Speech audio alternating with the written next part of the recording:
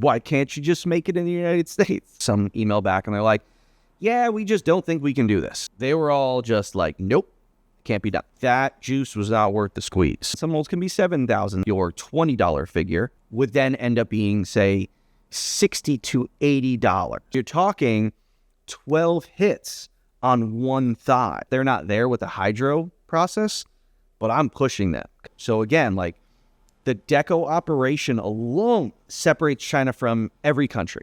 All right, so let me go back a little bit, get my flying DeLorean, go back in time a little bit. We're going to go back to about 2019 when I started Valaverse and I had the idea to do the Action Force line. Now I thought like, okay, I had contacts in China and obviously that's where everyone makes their action figures, or the majority of people make their action figures. But China does make the best collector action figures. They're by far the best at what they do as far as any other country.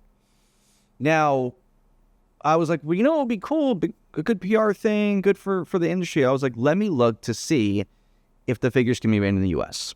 Just curious. I always heard like, no, they can't, but let's see. I wanted to know that I was crossing off all the options out there. So what I did was I did my research and I found, I think it was at least 10 different injection molding plastic manufacturing factories in the United States. I think there were a couple in Colorado, but again, this was a while ago when I did this research. Now, I contacted them initially by email just to say, hey, this is what I do.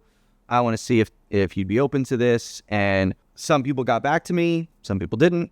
And some people got back to me like, well, give us an example of what you're trying to do. So I ended up having a bunch of Marvel Legends and Star Wars Black Series and mailing it out to them and explaining the process to them, getting on video chat, saying, all right, well, this is what we do, explaining to them pinless joints, because at the time there weren't really pinless joints on Legends and Black Series. So I had to kind of explain that process and how it wouldn't just be single injection molding, it would be double injection molding. And after talking with them all, like, they were all just like, nope.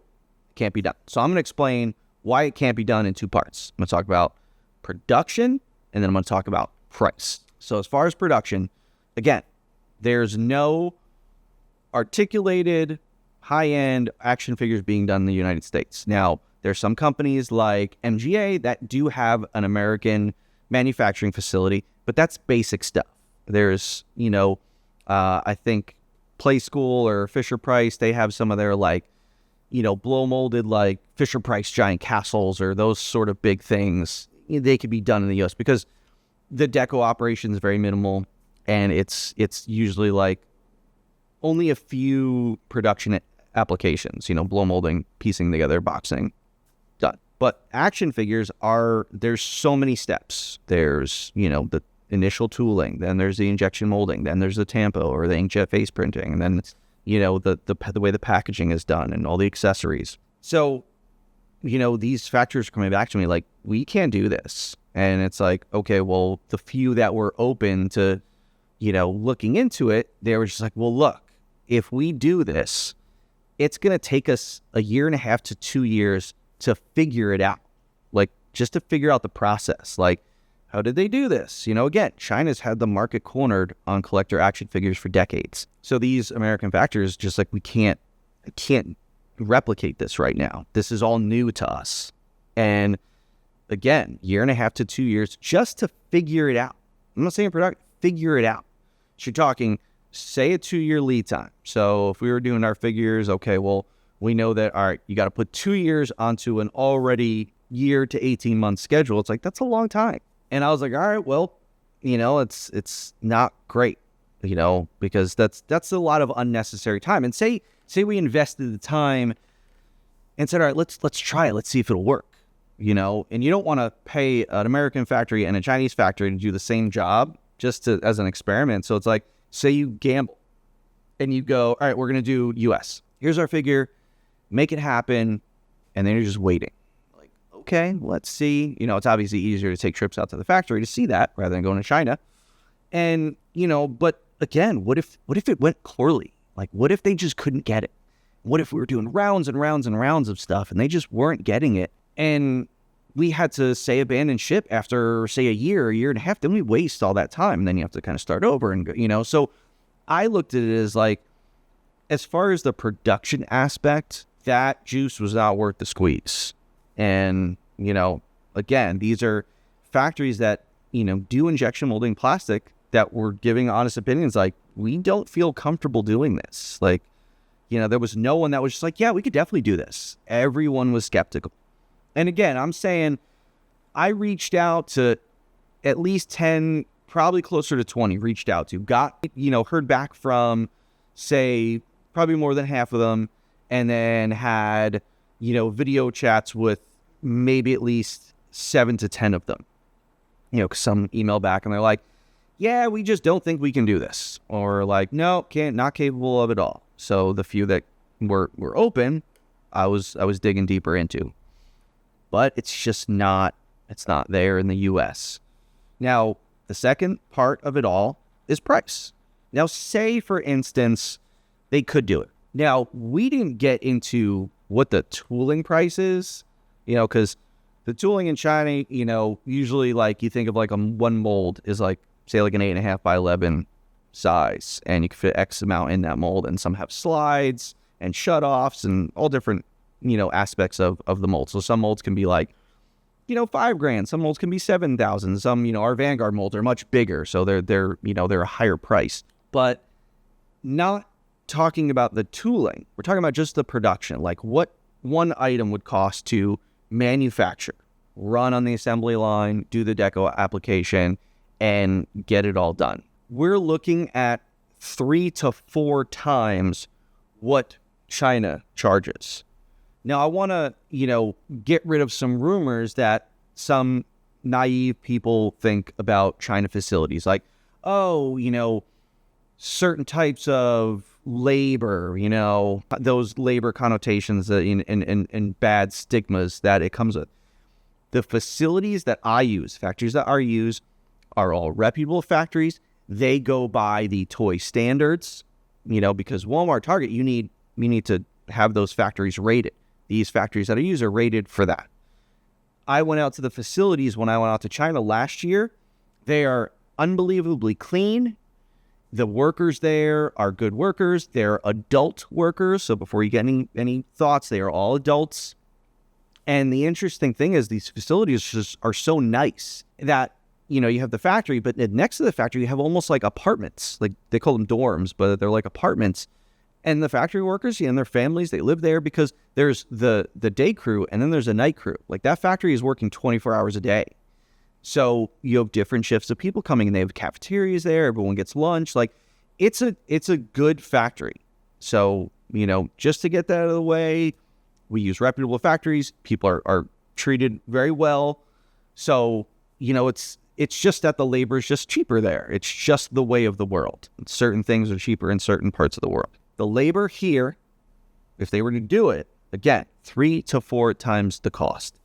Therefore, you have your $20 figure would then end up being, say, $60 to $80. So now you're looking at an import cost for, say, a Marvel Legends type figure, and that's just not okay. Like, that's not viable. You can't sustain that.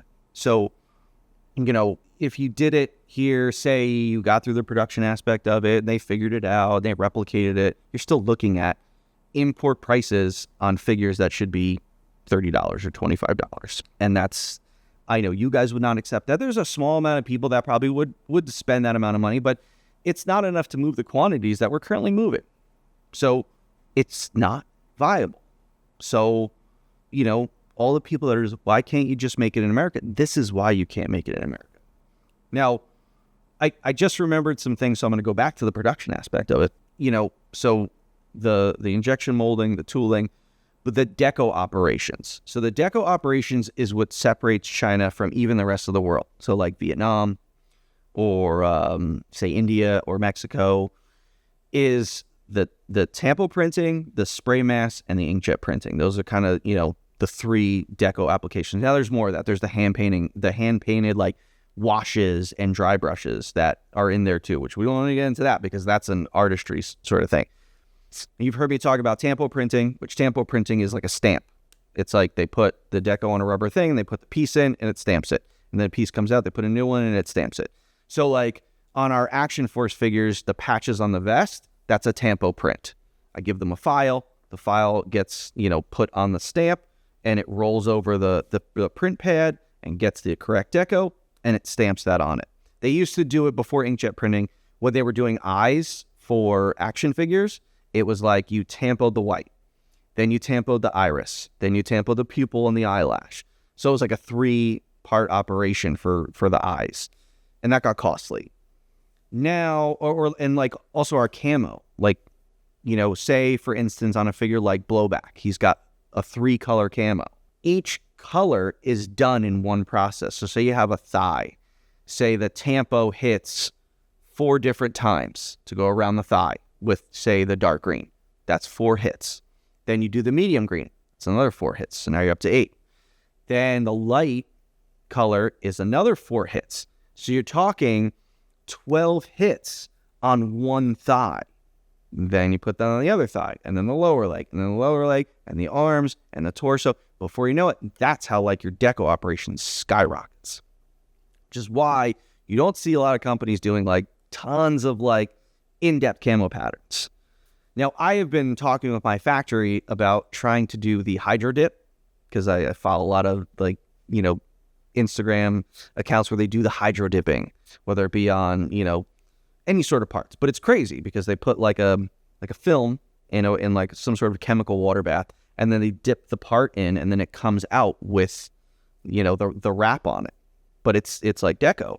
So I was like, guys, we can do, you can put 50 thighs on one, plane, and then do the camo pattern, all 3 colors, and then hydro dip it, and then it wraps around the thigh, because that's what the hydro dipping does. You get that wrap effect. I was like, that's what we can do. But they're not there yet. They're so used to the Tampo printing that they're not there with the hydro process. But I'm pushing them because I think that would be great for us moving forward. It won't be cheap at first, but the more they get it, the more they do it, it'll become a process. So I'm really pioneering for that in the factories. But yeah, so going back to Tampo printing, then the spray masks. So the spray masks they basically take a piece of aluminum, and it's basically on a clamp, like a spring clamp. And the aluminum has a cutout. So say you're doing like a Barbie doll, and the lips are cut out. So the aluminum, they cut out the lip shape so that they put the head in the clamp, and it clamps down around it. So now just the lips are sticking out of the hole that they cut into the aluminum. Then they can spray it with the red and then take it out of the clamp, and then it's the perfect shape. So that's what a spray mask is. Spray mask doesn't always have to be the clamp. You can like push it up into a plane and then spray it and then pull the piece out. I have some pretty cool videos when I was in China of them doing the spray mask process. Maybe we'll put a video together about that. And then the inkjet printing on the face. If you notice, like I said, up until about 2017, Legends were doing Tampo printing for the face. Then they started doing inkjet. You notice there was more depth and shading, and like Imports did it a lot. WWE was one of the first ones to really kind of pioneer in like the US based figures or the US based companies. So then now it's like I've said it before that I think the classified line does some of the best inkjet printing on there. Now basically what they do is you create a Photoshop file. You take your 3D sculpt and you shade digitally. You colorize the 3D in Photoshop layers. Like I'll lay down like a tone for just the flesh. Then I'll do like a first tone of shading just to highlight some of the areas under the eyes or on the cheeks or on the nose. Then you do your darker tones in the eyes, and then somewhere under the chin here.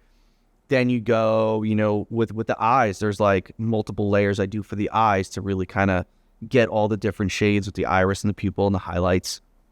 And then the eyebrows you do in it, the lips are multiple shades. But also, like, say you have a character that has like 5 o'clock shadow, that's multiple planes because you're inkjetting the top plane, then the side plane, then this side plane. There's some figures that you can go over 5 or 6 times. It all depends on the level of depth you want in all the shading. But that's getting back to what I was saying. Like, you do the file, and then you put all the heads on a tray. You could be anywhere from 5 to 10 to 50, whatever. And then they put it in the machine, and an inkjet printer just moves back and forth. And just like your printers at home, sprays the Deco onto the faces. And then when they want to turn it, they turn it and then do the side planes and stuff like that. But inkjet printing has come such a long way. And like China's the one that's doing that process. I've seen figures that were done in other countries, and they don't do it. And if they do it, they don't do it well. So China's the one to do it. So again, like the Deco operation alone separates China from every country. So, and I know some people, well, they can learn it. They can learn it. Yes, anything can be learned and figured out. Again, it's just that lead time, it's the cost. Collector action figures. I'm not saying toys. I'm saying collector action figures with lots of articulation points, lots of Deco applications, a lot of detail, a lot of accessories. This is why they can't be done in the United States. Now, if I can get everyone to agree that they are fine buying $60 to $80 Action Force figures, sure, let's go to the U.S. But it's just not viable as a company. So, it's not right for you consumers to pay that. I don't think an Action Force figure is $60 to $80. It's just not right. So, some of these import figures I buy are in the, the $80 to $100 range. But it's an import figure. If you were doing U.S. figures, you shouldn't be paying that price for something done in the U.S.